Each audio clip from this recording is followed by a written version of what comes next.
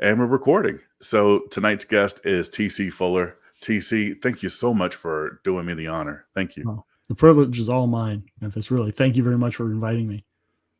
So TC is, I met him through a couple of, well, I haven't met him yet. I just haven't met him in real life yet, but I feel like I've met him. I feel like I've known him for years because, we have a lot of mutual friends, and, he's done other podcasts as well, like most notably Rich Brown of the American Warrior Society. And also he just really, one of the main reasons why I wanted to bring him on is that he just recently released his latest book. It's called Painting Over Rust, about his 20-year odyssey in the FBI. And I want to bring you on because you're just a cool dude. Man, TC, I'm so excited for tonight. It's going to be awesome. Me too, Memphis. Thank you very much for having me. I'm really excited. I know you have a widening reach. I've watched some of your podcasts in the past, as well as your ones you're doing with the other notable instructors out there. And it's really a privilege to be on here. And I really appreciate the time. Thank you. Oh man, you flatter me, sir. You flatter me. Yeah. So tell me about the book. What can listeners and viewers and readers expect from this book? Well, I hope that they will at least see one guy's perspective on 20 years working for the federal government, and specifically the FBI. I'm trying to give you a little bit of inside baseball, if you will, a peek behind the curtain, because my real effort is trying to just humanize it. Let's face it. How many FBI agents has the average person ever met? None. One. I had never met any until I became a criminology major at Fresno State way back in the day. Go Bulldogs. And that was one of my instructors. He was an old retired agent who'd worked on JFK assassination. It gives you an idea how long ago that was. He was obviously long retired, but still. But beyond that, I'd rarely met an FBI agent until I got into the organization. And as a result, I think most people get their opinions on the FBI from the media. And it's funny because you talk to people, especially in the sort of the circles you and I travel in, very few people trust the media anymore. They'll tell you how little trust they have in the media. But then when the media says, oh, the FBI is this, the FBI is that, they go, oh, it must be true.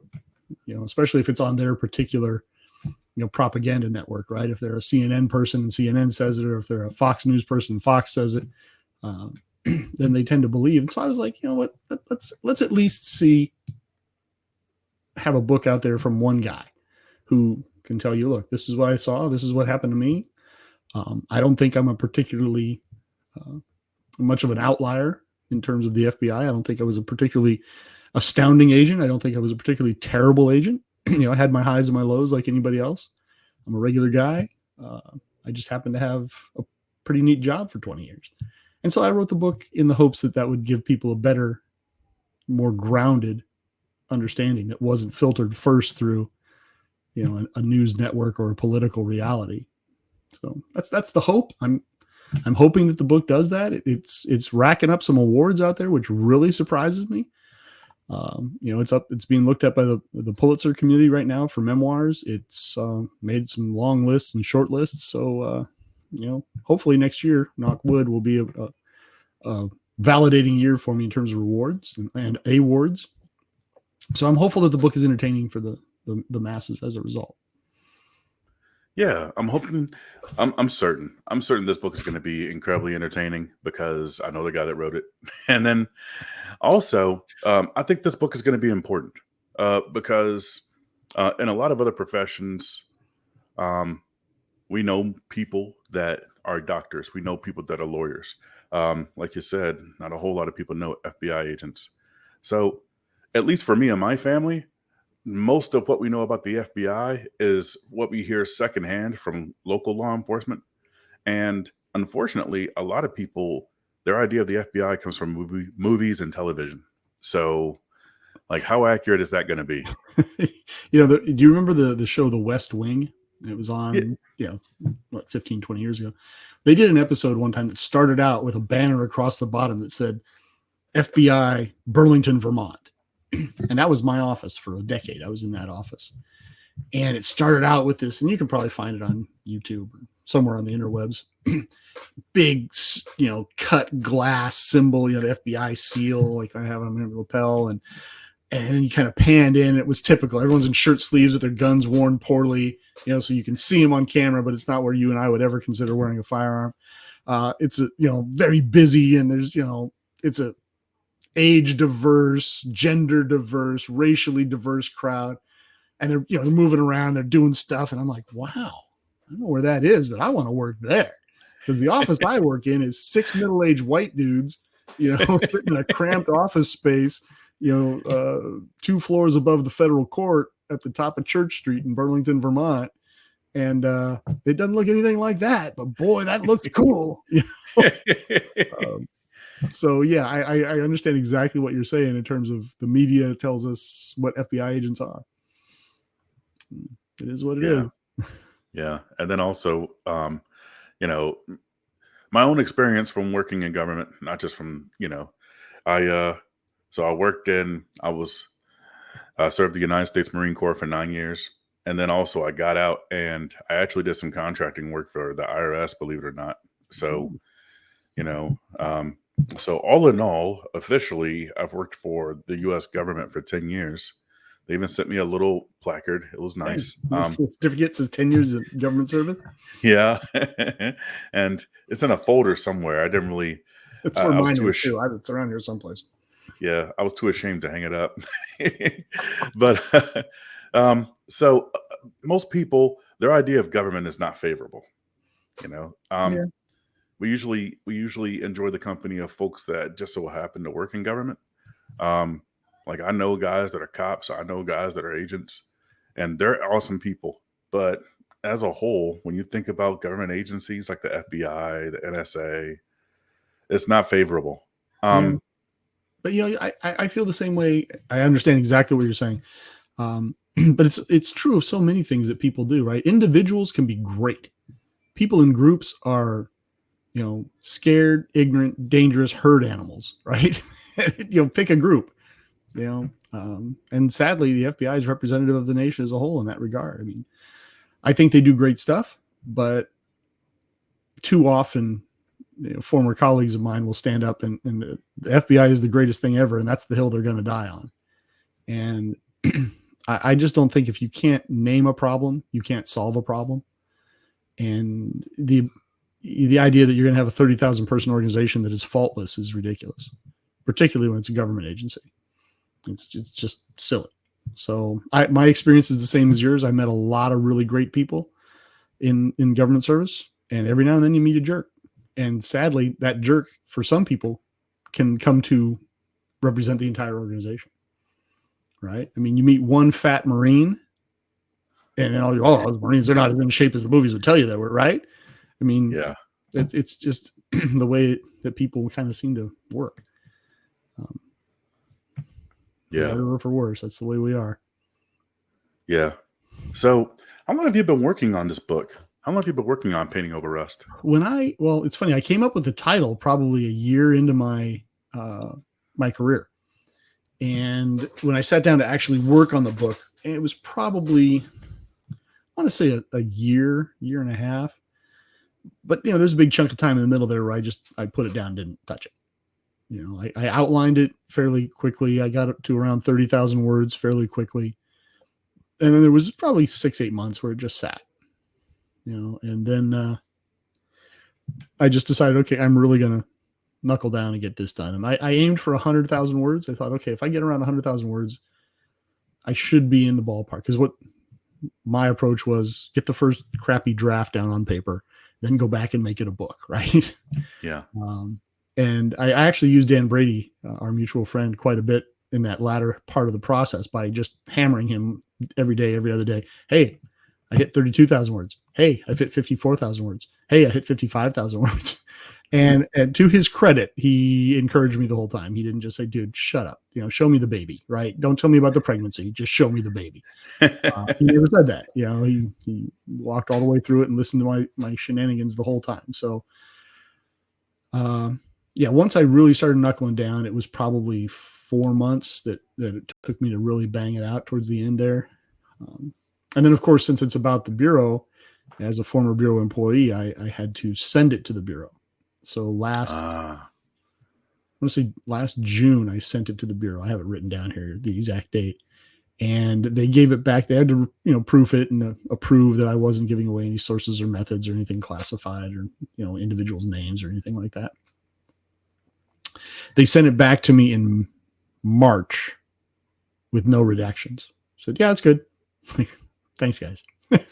Okay. Appreciate that. I just sat here on my thumbs for 8 months, but okay. So it is what it is. Yeah. I feel like that could be a chapter in and of itself. It ends up being part of the last chapter. I just, I didn't want to. Well, the first chapter I wrote about it was really bad, and I just, okay, that's got to go in the trash. That's got to go away. And I'd done that previously in the book. I said, oh, that Memphis Beach, I worked for him, and he was such a. And I went, yeah, no, we're not going to talk about that at all. Because I didn't want it to read like some sort of angry hit piece. I was mad at this guy from 18 years ago, and I was still carrying that around in my back pocket. So what I did, and you'll see when you finish the book, this is the last chapter. I just kind of talk about, okay, and this is the timeline. This is what happened, and you may draw your own conclusions from that. Just to illustrate that the Bureau keeps on being a government edifice long after you've retired. Oh man, yeah, I could definitely relate to that. I still think about the Marine Corps sometimes. Like they still haven't changed in probably most of the ways that they really should, but yeah, you talked about Rich Brown earlier. If you do an interview with him, I'm definitely going to watch that one, because it's always funny to me watching two former Marines get together and just start going off. It's never dull. The hardest part is like trying not to cuss too much. That's the hardest part. Yeah. Well, yeah, I did most of my time in the infantry. So the Fbomb was a major part of my vocabulary for years. So can you tell us a little bit about some of the stuff you did before the FBI? Like, oh, sure. Yeah. I was born originally in California, and I learned to shoot in California. That's how old I am. I used to walk around my grandfather's farm up north of Sacramento, and he had about 20 acres, and I used to wander around out there with a old Winchester 1912 corncob 20 gauge, and it's in my gun safe now. And if it walked, crawled, or flew, I shot it. It just didn't matter. I was out there shooting everything, and so I finished up high school out there. I went to a Jesuit all-male boarding school, a prep school out in San Jose, and then went off to UC Santa Cruz, did that for a year, had a great time, chased girls, played volleyball, spent a lot of time on the beach, and then was invited to pursue my academic career elsewhere. So I moved down to Fresno State, got into Army ROTC, and never looked back. Did the National Guard thing while I was in college. Finished college, got a regular Army commission in the infantry, went off to Fort Benning, Georgia for about a year of all the normal mandatory, infantry training that, you kind of get. Went from there. I was headed to the Berlin Brigade and landed in at Rhine-Main, and they changed my orders and sent me to Mannheim. And then next thing I knew, I was standing on a sand dune looking at the northern horizon on fire. So I did the first Gulf War as an infantry platoon leader, came back, finished up my time in the infantry, and then right towards the end, they had a program going on at the time called Branch Detail. I have no idea if it still exists or not, but they basically draft you right out of whatever combat arm you were in and put you in some other arm. So they put me in the Ordnance Corps with zero input from me on that topic. And I had very strong opinions on that topic. So I knew I was stuck, and I said, if I have to turn wrenches for a living, I will get out of the Army and I'll go do it for Walmart or UPS or somebody and make more money and not get shot at by Scud missiles and artillery. So before I was willing to jump, I applied to Special Forces selection, and I applied to Explosive Ordnance Disposal. And I said, look, first one that offers me a job, I'm gone. I'm there, because I can't just do maintenance reports for the rest of my career. I'll be smearing peanut butter on the end of my Glock. So the EOD pulled out a chair first. I said, absolutely, here I come. Went over there, did the 9-month Navy school explosive ordnance disposal, because all 4 branches send people to the same EOD school. Did that. It was brutal. We had a higher failing rate there than we did at Ranger School. I mean, it was nuts how tough that school was. Wow. But I got through it, and so I was happy about that. I asked to go to Korea. They promptly said, in a very military fashion, absolutely. How does the Sinai Desert sound to you? And so, yes, sir, Roger out, 3 bags full, right? So I spent a year in the Sinai Desert of Egypt and took full advantage of the ability to travel around back then, because you could still do it. I don't know that you can now, but I was all over Egypt. I was, diving, scuba diving in the Red Sea. I was all over Israel, snuck into Syria. That was kind of fun. Snuck into Lebanon. That was less fun. Took a wrong turn, drove into the West Bank. That was really intense. Almost drove into Palestine one time. But the machine gun nests convinced me that perhaps I should turn back around and go the other way. But yeah, very entertaining. A lot of fun over there. I learned a lot, saw a lot, came back, got a second company command. I was very fortunate. I took over the EOD company at Fort Bragg in North Carolina, did that. And while I was there, I put in an application to the FBI for a lot of reasons. Mostly my wife really wanted me to, get out. And my daughter, my only child at the time, was 5. I'd been gone for almost 2 years of her 5. And, anybody with kids will tell you that, one, that they grow and gone that fast. And 2, I just didn't want to be a lieutenant colonel someday with a 16-year-old daughter sleeping in the barracks. And I just didn't want to not know her. I wanted to be around. So I said, all right, I'll put in. And they're not going to hire me, of course, because they hire grown-ups, mature, responsible adults, not guys who like to go out into the desert and blow things up for fun. But I kept passing the tests. And next thing you know, I had an acceptance letter and a date to Quantico, and there I went. Got to Quantico, had a great time. Coming out of my second company command, all of a sudden I wasn't responsible for anybody but me. All I had to do was get myself to chow. All I had to do is get myself to class. Hey, this is great. So that was kind of fun. I asked them to send me to San Francisco because I kind of wanted to go home. So they said, yeah, that'd be a great idea. How do you feel about Burlington, Vermont? I said, yes, sir. Roger that. 3 bags full. I'm off to Burlington, Vermont. So I went up there. And as soon as I hit the ground up there, I said, I finally got time to pursue a hobby. I'd been into bicycling, mountain biking, road biking. I had taught karate. I paid my way through undergrad by teaching karate. And I thought, what would be fun? I think shooting would be a lot of fun. So this is 1998. I jumped right into IDPA in its initial stages. I think my IDPA number starts with an A. And it's 4 digits. I don't have the Charter Life membership that Andy Bronca has. He's Charter Life number 13, but I'm really close. So anyhow, I got into IDPA. I think it was the only IDPA shooter in the state for a long time. I was the only masterclass shooter for 7 or 8 years in the state. Had a great time, traveled all over New England, shot down at Massachusetts, the Smith & Wesson Academy a lot, shot over at Pioneer Sportsman in New Hampshire an awful lot. That's where I met Mas Ayub, and he helped me get into writing. So I started out writing for gun magazines, and that's how I paid for my master's degree, was writing for gun magazines. And, I think it's the same story that you could tell, that once I got into shooting, once I started competing, it was hook, line, and sinker time. That was just became my thing. In very short order, I was the gun guy in the office. I'm sure you're the gun guy in your office. So, in my office full of FBI agents, I was that guy. ATF used to take me on their search warrants because I could identify guns and talk about them and say, yeah, that's legal, that's not. And the ATF guys weren't gun guys. It's no slight on them. They were federal investigators, but guns they were their tools. They weren't their thing. And so, why am I not surprised? And I got along with them great. I always tell people you should really be nice to. I used to tell the students at the FBI Academy, you got to be nice to the ATF guys because we all have one thing in common. We all applied to the FBI.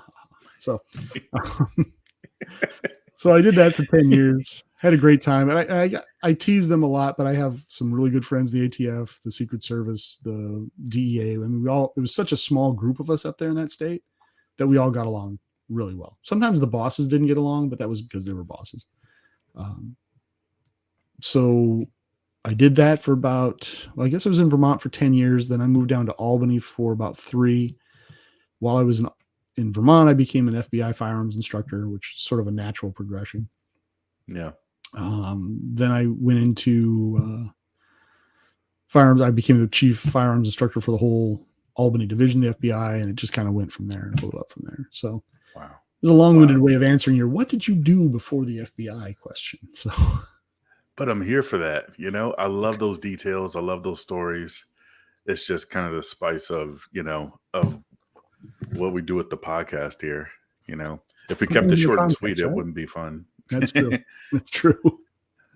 So, but yeah, wow, man. Have you thought about like writing a book about your military career, like before the Bureau? I have. I've thought about it. The problem I'm running into now is that I've already got 3 other books outlined, and I'm working on one now.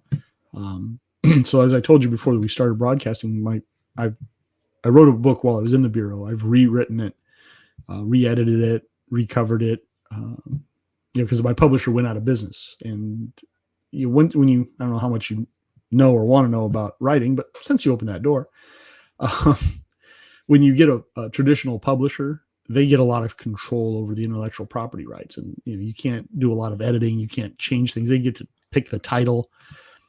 So once I gave them the manuscript, it kind of became their baby. And it's never perfect, and it wasn't in that case. So when they went out of business, my first book went out of print, but I regained control of the intellectual property rights. So I said, you know what? It's already done. Let's polish it up. Let's modernize it a little bit and make it a little bit more readable and put it back out there.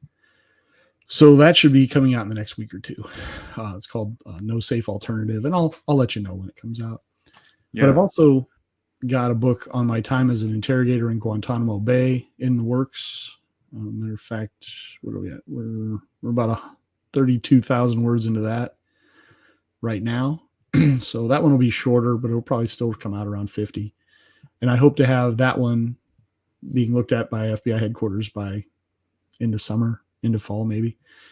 And then behind that, I also did time in Afghanistan with the FBI. So I've got an outline for that book already written. And then I've got a couple of fiction books that are kind of outlined and sitting there. So yeah, time in the Bureau book took me a while. Time in the military, I think, is at the tail end of that queue. And so we'll see what happens with that. Yeah. Yeah, that sounds, man, I'm here for it. Yeah. Are these going to be available in audiobook as well? Or? I really got to look in. Well, yes, at some point they will. It surprised me when I first put Painting Over Rust out. I got 2 big batches of feedback. One, when I initially put it out, people said there's no page numbers because I didn't care about page numbers. I didn't realize anybody cared about page numbers. But apparently people feel pretty passionately about page numbers in their books, judging by the influx of constructive criticism I received on that issue. So quick like a bunny rabbit, I made that editorial change and made sure there were page numbers. The other batch of input I've gotten is put it on audio. And I am of an age where audiobooks are kind of newfangled and weird. Apparently I'm a bit of an anachronism. I'm a bit of a dinosaur in that regard. And so what I've run into now is to do an audible book, it's going to be either a big chunk of money to pay somebody to do it, or it's going to be a big chunk of time for me to do it. And I've got to kind of figure out which way I want to invest to move that forward. But I've got to do it. It's clear to me that has to be done. So the short answer to your question is yes, eventually. Right on. I'm really looking forward to that. Yeah.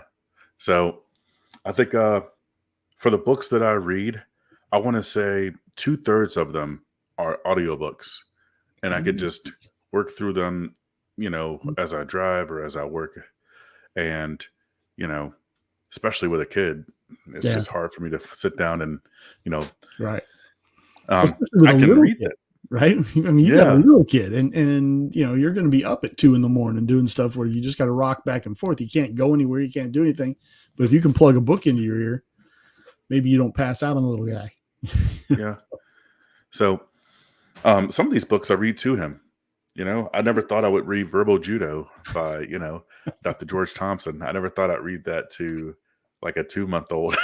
Right. Right. He No, I seemed get to it. enjoy it. And so, that in between, Dr. Seuss. It's a lot of fun.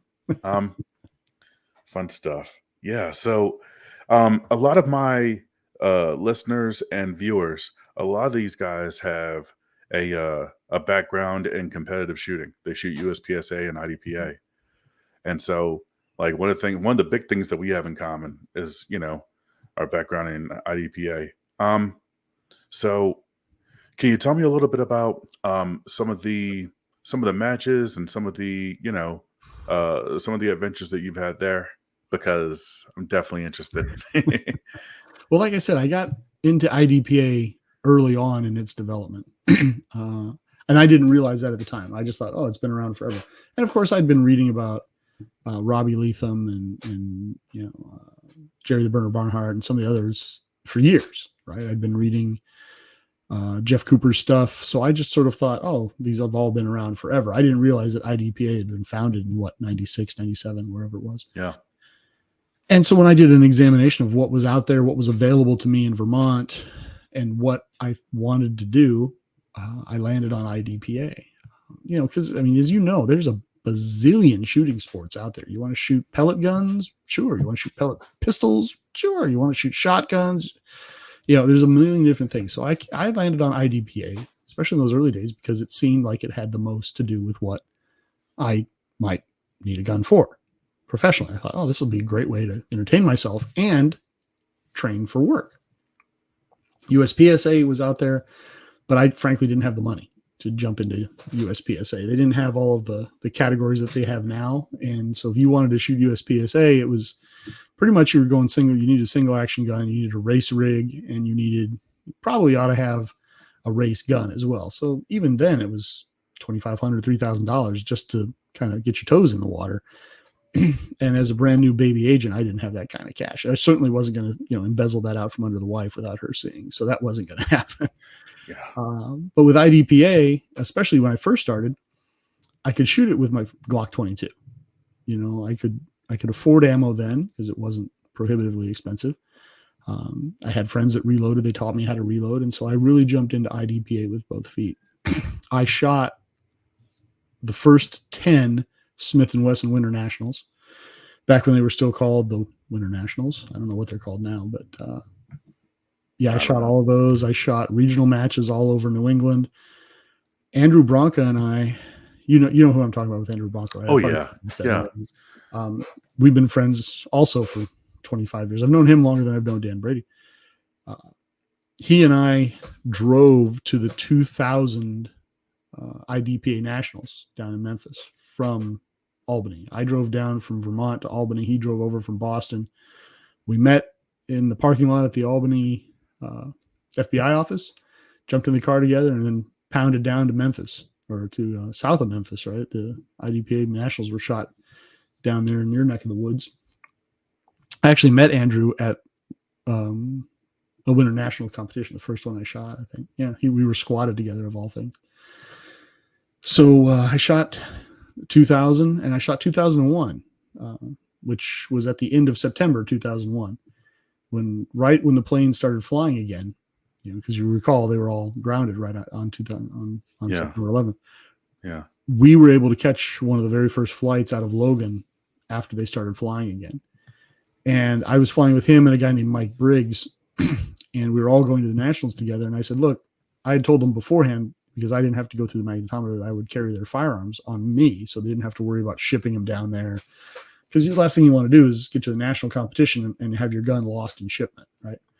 That sucks. Yeah. So I will carry your guns on me because I can carry firearm on the plane. Well, after September 11th, I said, okay, the only thing different now is I want loaded magazines for each of those guns. Because if these Hajis show up again, I'm handing out firearms. Right? We're not crashing into a wall without a gunfight going on in this plane. So we get there. I get through the security checkpoint real easily because I'm badged and everything. It was the first time I'd ever seen people walking around with MP5s and M4s in a U.S. airport. And we're at Logan, right? So we're one of the flights originated. So they're not monkeying around at all. Well, I get through the magnetometer at a security checkpoint. I'm sitting down. Well, they're coming through and they're getting their shoes pulled off and they're getting wanded and they're getting patted. And of course, everybody at the security checkpoint is now a Fed, a lot of marshals, a lot of soldiers, and they all knew who I was because I had to badge my way through. So I'm just sitting there nearby. I'm carrying 3 guns on me, and I'm just heckling the crap out of these 2 guys. Give him a body cavity search. Hey, that guy over there, he's got knitting needles. He's going to knit an Afghan. You better get him. It was just dad joke after dad joke after dad joke. And they're both looking at me like, would you just shut the hell up? And all the security personnel are cracking up because, it was a very tense time. Very tense time. So I shot a lot of those early matches, again, regional, state, a couple of national matches. I used to joke that I've been beaten by the best shooters in the country all over the country. Because, once I got into the master class, I'm shooting against all the pros. So yeah. I'm like, well, I may be last on the list, but I am in the master class. I'm getting pummeled by the best. You got to be good to beat me. But beat me you shall. So I did that for a long time. And I also shot some USPSA just for additional trigger time. But of course that's a whole different animal. And if you really don't dedicate yourself to one or the other, I think you'll have a harder time in the deeper end of the pool. So I tended to stick to IDPA. That was where much of my concentration was. And then once, USPSA saw the writing on the wall, they said, well, maybe we should have a production division that's a little bit more, diverse, more accepting of some of these other areas that IDPA is stealing from us and they're taking revenue with them, and we can't have that. So I did that. And like I said, I wrote for a lot of gun magazines back when they were print magazines, paid for my master's degree, which was great. And again, traveled all over the place, had a lot of fun, met a lot of people, trained with anybody I could get my paws on. So I shot up at the SIG Academy. I shot with Ayub. I shot with Ernie Langdon. I shot with Dave Savigny. It's tough to keep up that lifestyle for decades on end. Some people can do it. But I did it as long as I could, and I had a great time doing it. Absolute blast. Met some of the greatest people you ever want to meet, as you're doing now.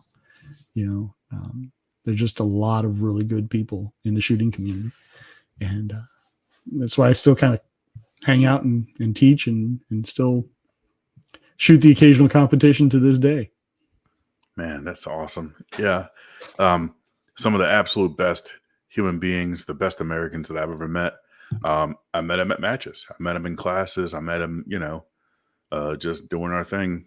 I think it's just kind of unique. I think it's a unique dichotomy that, when you talk to folks that aren't in this space, that, that aren't security professionals, or they aren't military or law enforcement veterans, or they don't even carry, and they think about guns as very easily equated with violence, like guns and violence. In their minds, they kind of go hand in hand. And right back to what you said earlier about the media dictating the way people think. Yeah. So, but then you actually meet these folks and they're amazing. Like, I remember one time I had a gun actually go down on me, and hey, dude, you want to borrow my, borrow my Wilson Combat? What? It's a $3,000 handgun. Like, yeah, I got ammo for it too. I see your $800 gun has gone bad. Would you like my $3,000 gun? And, I thought about it. I really thought about it. But I was really afraid that decision would cost me like $3,000. Right. I'm no longer worried about down zero. I'm now worried about drop on my toe and kicked it across the range. Yeah. Oh, God forbid me if my wife ever caught wind of that. Jesus. So you did. I messed. So I messed up. I messed up with my marriage, TC. I messed up my marriage real bad. And yeah. So here's what happened. So I taught my wife how to shoot everything in the house. So now I can't do anything. I can't cheat. I can't spend money. I can't stay out late. Yeah. You can't sneak guns in the house because she knows what she's looking at. She knows. And it's like, hey, what's that? The big blue box. Okay. All right. That's not like the little black boxes that, that you already. Well, my long-suffering first wife finally decided to head out for greener pastures, and somehow or other, I managed to convince another beautiful woman to marry me, and she's also an FBI special agent and a lawyer. So I haven't won an argument in my house in over a decade. But it's really, really refreshing, and it's a no end of a source of comfort for me that I'm playing off the same playbook as my partner. We see the world through the same lens. We approach the world the same way. Her father is a retired agent. She's an agent. I'm a retired agent. So there's a lot of that kind of conversation. All of our chips in our heads line up is what I tell people. But it's really nice. Like one time we heard a noise in the house, as you do, right? And every now and then one of those noises just sounds like that might be somebody in the kitchen. Yeah. All of our kids are accounted for, so it shouldn't be anybody in the kitchen. The dog's right there on our bed. So we decide, okay, we're going to take a look. Well, I end up with a long gun. She ends up with a handgun. We search the place. All is right with the world. A raccoon hit the window or something to that effect. And afterwards, we're talking about it, and she looks at me in all earnestness and says, "Why did you get the long gun?" And I'm like, I love you so much. You're right. That was chauvinistic and sexist of me. You get the long gun. I will get another long gun. And, problem solved, right? Problem solved. That would not have been the case in my first marriage. Man, that's awesome. Right. So but the same is true. I can't sneak anything in the house. She knows what she's looking at. So, and you have a daughter, correct? I have a grown daughter, who's grown and gone, and then I have also a little daughter. I have a 4-year-old that's still roaming around the house. I refer to her as the honey badger because she does not give an F. She is all out of F's. She was born without any, and she has an elder brother who's 8, and he's often the recipient of the fact that she just don't care.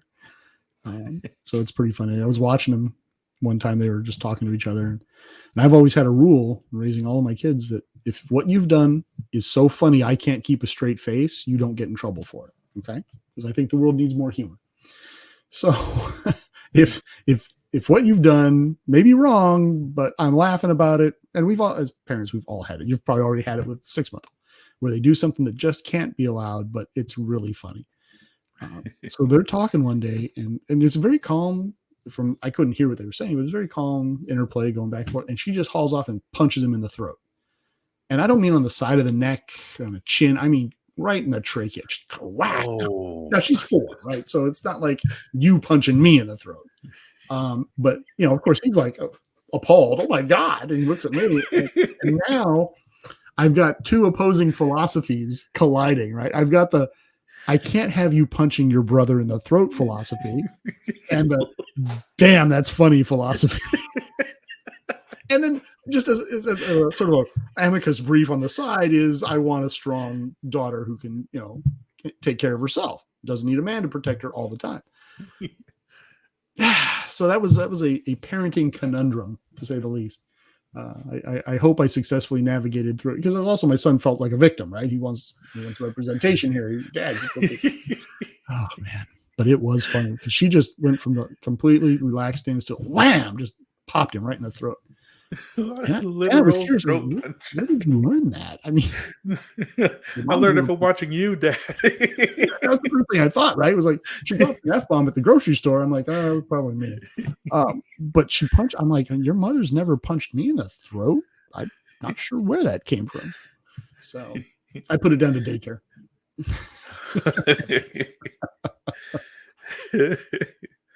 Oh my gosh. Wow. That might be the funniest moment that's ever happened on this podcast. It was pretty funny to see, though. I got to be honest, because on the one hand, you're like, oh, on the other hand, you're like, that's my girl. Yeah. Crap off of anybody. Everybody wants to raise strong, independent women, but I will tell you, the act of raising strong, independent women is a real pain. It's a real pain. Oh, man. Oh, wow. Wow. Yeah. So, with your background with, military, law enforcement, firearms instruction, of course, I think the one question that other fathers would have is, what advice can you give to other fathers about, you Whoa. know, storing firearms and, maybe kind of introducing your kids to firearms? Wow, that is some deep water, and I shudder to dive into that. I try very hard not to be dogmatic and try not to tell other people how to live their lives because, frankly, I don't think it's my business, and I don't want people doing it to me. I can, and I'm happy to tell you what I did. And I have a daughter who's an adult, lives on her own up in DC, successful, does her own thing, and I have, obviously, I'm dealing with the question you just posed right now, and I came at it from, okay, what I have guns in the house. They're not going away. Okay. The guns are going to be here. And at the time I was raising my eldest daughter, it was a tool of my trade, right? Professionally, I was required to have certain firearms in my house, and I had them. On top of that, it's also my hobby and my pastime. I guess the common phrase now, it's my passion. But say what you will, there are guns about. If your camera panned larger, you would see that my office is decorated with them. Japanese Arisaka that my grandfather brought back from World War II, an M1 Garand, an M14, a musket made in, I don't know when that was made, 1780, something like that. Oh, wow. That's just the ones that are decorations. There are others here and there. And of course, my wife has guns. So to me, there was two sort of places to start from. You can start from the never let them see the gun, hide all the guns, don't touch the guns. They're invisible to the kids. They don't know they exist. You're not allowed to touch them. You can't see them. Don't even think the word gun. Or there is saturation. Make the guns so boring, because what gets kids hurt with guns is curiosity, right? So erase the curiosity. And I thought, you know what? To me, that seems safer, because if they're at all curious, and kids are they're kids, right? They're small human beings. They're not angels sent upon us from heaven. They're just inquisitive little people with no experience. I don't know that I can hide a gun well enough to keep my kids from finding a gun. So I said, what I'd rather have is the kid look at the gun and go, nah, it's just like the ottoman or the chair or the front door. It's just there. It's no big deal.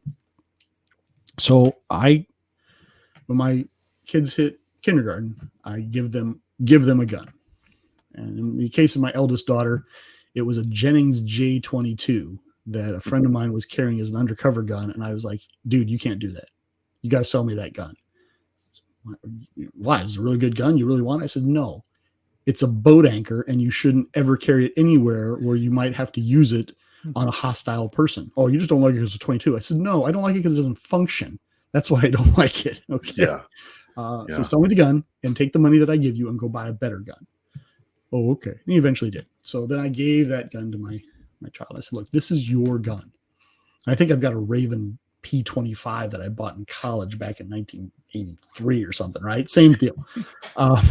Okay, I didn't always know anything about guns, right? Everybody's ignorant sometimes. But I still have it because I just don't tend to sell my guns. And I said, this is your gun. You ever want to see your gun, touch your gun, whatever I'm doing, you tell me, Dad, can I see my gun? And I will stop what I'm doing and I will show you your gun. And my eldest daughter, on 2 separate occasions, when she was probably 6 or 7, said, Dad, can I see my gun? Very random, out of the blue, I don't know. And I was as good as my word. One time I was on the phone. Hey, buddy, I got to call you back. Hung up the phone. Absolutely, honey. Went and got the gun, cleared it, and then we went over nomenclature. We went over safe gun handling procedures. It was a thing, sat on the floor with her, and we went over it, taught her all the parts and pieces and what not to touch, and, muzzle control, trigger control. And after doing that a couple times, she didn't have a lot of curiosity, but then she went with me to several IDPA matches. And, she's out there shagging brass and taping targets. And by the time she's 13 or so, 14 or so, she, kind of got into girl stuff, and guns were kind of behind her. But I will distinctly remember one time she walks into the kitchen. I'm talking to a buddy of mine who's a cop, and she's got one of my 1911s. It's cocked and locked. And she's got it pointed towards the deck, finger off the trigger, fingers and index along the side of the receiver, pointing at the floor, walks into us, Dad, you left this sitting on the counter in my bathroom. Put it down on the table, pointing in the safe direction, walked off, gave me the eye roll, the teenage girl eye roll, and walked away. I'm like, you know what? Whether she ever gets into guns and shoots with me or not, this is a win. And I told her, hey, next time, kid, just, if I'm home, call me and I'll come and get it. Okay, Dad, whatever. Next time, don't leave your gun in my bathroom. It's my bathroom, but okay, whatever. But there was no curiosity there. Now, I can control who comes into my house with these kids until a certain date, right? At some point, it's not going to be them I have to worry about. It's all their knucklehead buddies that I got to worry about. And that's why I have gun safes to put my stuff in. And that's why things get locked up. Not because I'm worried about my kids touching the guns and monkeying with them. I'm not. But I'm fortunate enough to live in a suburban neighborhood. Boundaries aren't real huge with a lot of these kids, right? I mean, probably the same way you grew up. Everybody, we're going to lunch at whoever's house we happen to be playing near at lunchtime, right? So it's not unusual for all of a sudden half a dozen 8-year-olds come flooding into my house and I got to throw peanut butter and jelly sandwiches at them or whatever, which is great, right? That's kind of what you want to do as a parent. But now I've got a half a dozen 8-year-olds that I don't know what their level of comfort around firearms is. And so I have the only safe thing in my mind to do is assume they're all completely freaking ignorant. And if they see a gun, they're going to set it off. And so then I have to kind of address my readiness posture appropriately. So for me, I tend to have my guns tend to be locked up or up above sight lines where they can't get to, and ammunition separated, slide forward, hammer down. If they're not in a safe, and if they're loaded and ready to go, they're on my person. So that's my approach. I don't know that that's everyone's approach. I don't know that works for everybody, but that's kind of the way I come at it. I just appreciate that, appreciate the honesty. I think that really helped out some folks that, because that's a question that I get a lot, like, man, we got this kid on the way and I don't know what to do with all my guns. And it's like, well, it's probably going to be a while before it really becomes a problem. Right. Right. But, like my 4-year-old. Yeah. When my kids were younger, I would always kind of test them once or twice a year. I'd take the gun apart, clear it, make sure everything was good to go, put the hammer forward on a Glock, right? I'd slide forward, hammer down, put a dummy mag in it and say, can you rack this? Try to pull that slide back.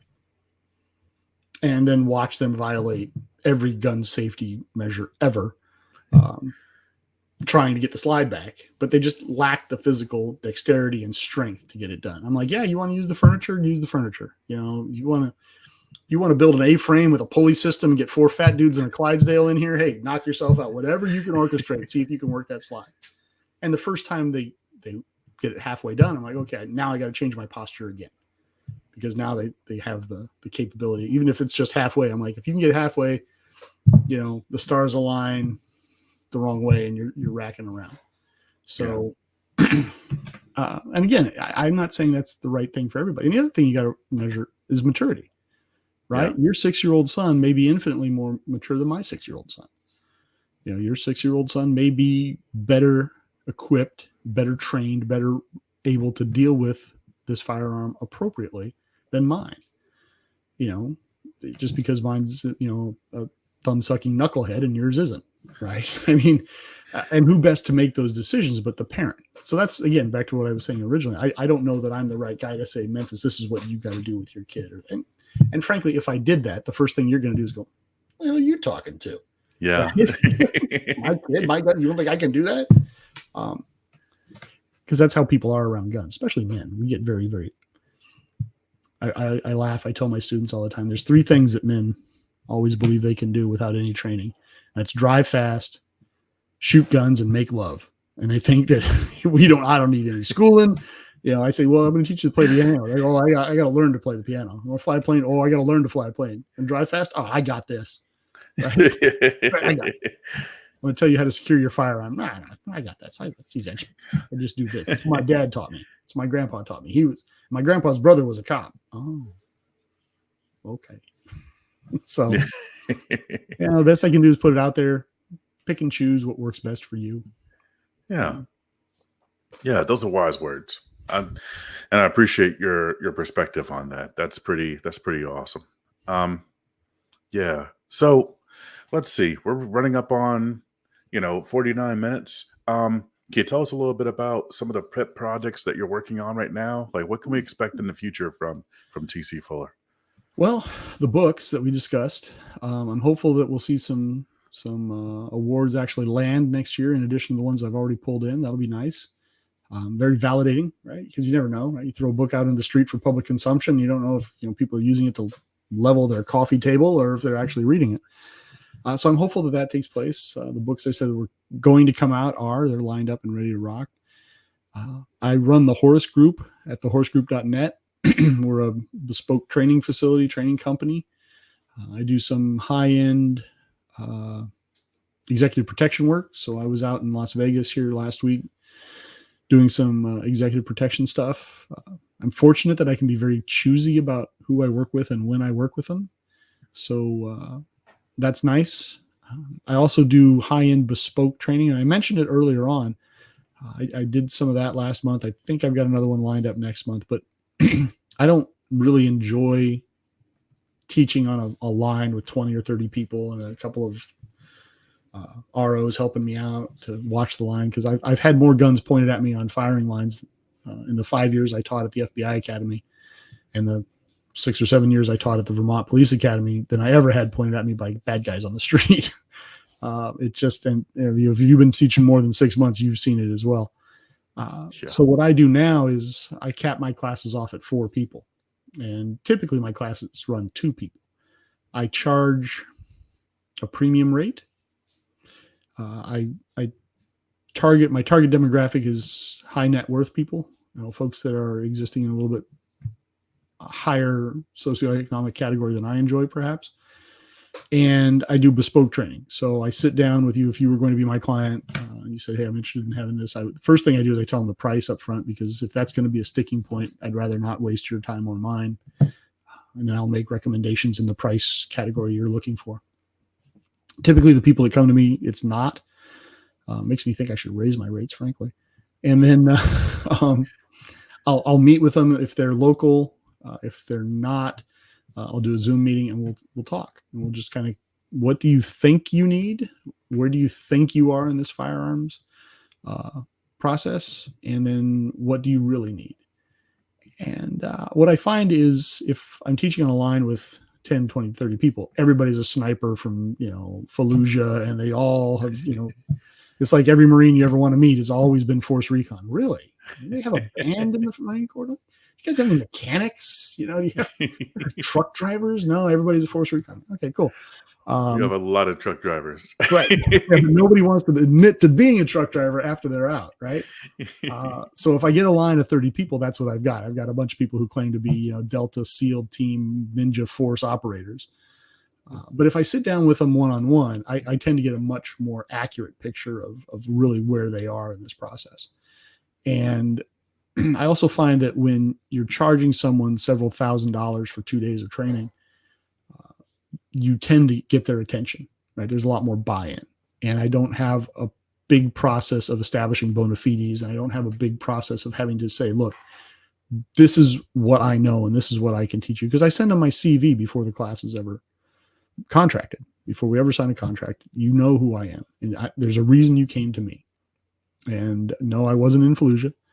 Yes, I have combat time, but what I'm going to be able to do is show you how to carry a firearm concealed and use it socially if push comes to shove in the United States, right? Because shooting like you're kicking a door in Fallujah is cool in Iowa, but it really doesn't have as much to do with your reality as being able to carry a concealed firearm and use a public restroom, right? I mean, that's probably more of a conflict that you're going to run into, and how to, carry a firearm and use it socially and not find yourself in prison for the rest of your life. These are areas where I can help people out, and I do. So that's sort of the rarefied air that I target for my training, and it's great. I get really motivated, really interesting people, and then of course I sign NDAs all the time that say I won't use your picture or your name in my advertising. So I just don't disclose who's come to my training, because a lot of them, if you're slam dunking hoops or you're scoring touchdowns or you're hitting home runs, you don't necessarily want everybody in the world to know that you're armed and you're carrying concealed, because their social communities that they tend to live in frown on that sort of thing. Yeah. So you come to me for a little more privacy, a little more of a targeted approach, and part of what you're paying for is that concept that your privacy will be assured on my end. So I do it enough that keeps me in kibble, and I plan to continue to do that. So those are sort of the things that are on the horizon. I'm trying to do a little bit more research. I'm helping Dan out with a research project he's working on. We're helping pull research data out of a project he's working on. It's probably a better way to put it. So I get my stubby little fingers in a lot of different pies. Yeah. And I'm excited for that research. Yeah. So if some of our listeners or our viewers, if they want to get a hold of you, where can they find you? Are you on social media? Yeah, you can find me on social media. I'm still available on Facebook. I guess my daughter tells me all the time that that's an old man's thing, and I'm like, well, hello. Oh yeah. I've got enough gray in my beard to buy entry, so you can find me on Facebook. I'm a little slow about it, simply because I try to vet things, because if you're on Facebook at all now, you're getting hammered by people that are spam accounts. So I try to filter through as much of those as I can. You can also find me through thehorsegroup.net. And of course, you can find my books on, well, right now it's just one book. You can find that on paintingoverrust.com, or the easiest way is just to go to Amazon. Paintingoverrust.com, Amazon. Excellent. All righty. I own tcfuller.com. I just haven't built the website yet. And I'm just too cheap to pay somebody to build my websites. I've built all my own. So I'm in the same boat. You just got to sit down and do it, right? Yeah. So tell you what, TC, man, this hour just flew by. And my face hurts from laughing. This was incredibly enjoyable. I'm just so honored that you would come on and, you would share your story with us. Memphis, thank you very much for having me. I really enjoyed it as well. And I really appreciate you taking the time to have me on your show. Right on. And folks, if you're listening or if you're watching, I want to thank you so much for spending your time with us. I want to let you know how much we appreciate it. You could have spent your time doing anything, making extra cash or spending time with your family, and you're spending some of that time with us. And we just want to let you know how much we appreciate it. Thanks a bunch for coming, and welcome to Memphis.